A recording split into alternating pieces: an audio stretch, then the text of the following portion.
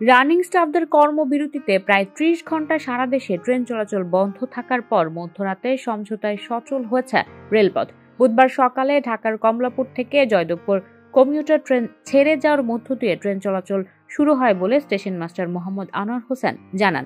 গণমাধ্যমকে তিনি বলেন, আমরা রাত ২:৩০টার পর কর্মবিরতি প্রত্যাহারের ঘোষণা পেয়েছি। এরপর প্রস্তুতি নিয়ে ট্রেন চলাচল শুরু করতে হয়েছে। প্রথমে জয়দেবপুর কমিউটার, এরপর রাজশাহীগামী ধূমকেতু এক্সপ্রেস ট্রেন ছেড়ে গেছে। ৭:৩০টার কিছুক্ষণ পর কক্সবাজারগামী পর্যটক এক্সপ্রেস ছেড়ে গেছে।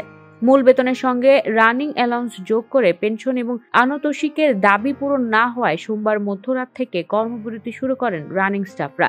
তাদের বুঝিয়ে কাজে ফেরাতে মঙ্গলবার দিনভর দফায় দফায় বৈঠক চলে, কিন্তু কোনো চেষ্টায় ফল দিচ্ছিল না। শেষ পর্যন্ত গভীর রাতে যোগাযোগ উপদেষ্টার বাসায় বৈঠকের পর চলমান কর্মবিরতি প্রত্যাহার করে ট্রেন চলাচল শুরুর ঘোষণা দেন বাংলাদেশ রেলওয়ে রানিং স্টাফ ও শ্রমিক কর্মচারী ইউনিয়নের সাধারণ সম্পাদক মুজিবুর রহমান। মঙ্গলবার সন্ধ্যার পর থেকে প্রকাশ্যে না থাকা রানিং স্টাফদের নেতা মুজিবুর রাত ২:৩০টায় প্রেস ব্রিফিংয়ে কর্মসূচি প্রত্যাহারের ঘোষণা দিয়ে বলেন, আমাদের সমস্যা বুধবারের মধ্যে সমাধান করবেন উপদেষ্টা মহোদয়। আমরা জনদুর্ভোগ চাই না, দুঃখ প্রকাশ করছি। এখন থেকে কর্মবিরতি প্রত্যাহার করলাম।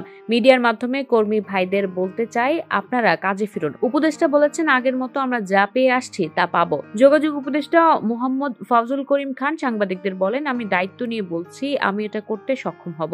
বিদ্যমান সুবিধা বহাল থাকবে। আগে থেকে যেসব সুবিধা চলে আসছে তা পরিবর্তন হবে না। এর আগে রেলকর্মীদের ডাকা কর্মসূচিতে দেশব্যাপী একসঙ্গে সারাদিন রেল বন্ধ থাকার ঘটনা ঘটল।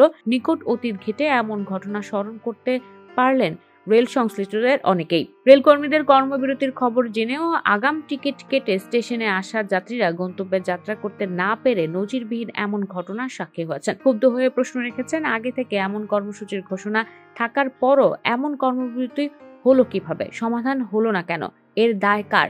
মূল বেতনের সঙ্গে রানিং অ্যালাউন্স যোগ করে পেনশন এবং আনুতোষিকের দাবি পূরণ না হওয়ায় রানিং স্টাফদের কর্মবিরতির কারণে এমন অচল অবস্থা তৈরি হয়েছে বাংলাদেশের রেলওয়েতে। তাদের এই কর্মসূচির কারণে দেশজুড়ে টানা ২৪ ঘন্টার বেশি সময় ধরে ট্রেন চলাচল বন্ধ থাকার ঘটনা সাম্প্রতিক বছরগুলোতে ঘটেনি। আর রাজনৈতিক বা অন্য কোনো কর্মসূচি বা কোভিড মহামারীর মতো দুর্যোগে রেল বন্ধ থাকলেও রেলের কর্মীদের কর্মসূচিতে দেশজুড়ে এতটা সময় ট্রেন বন্ধ থাকেনি। You are watching Raj TV, Jagorone, Bangladesh. Please subscribe our channel.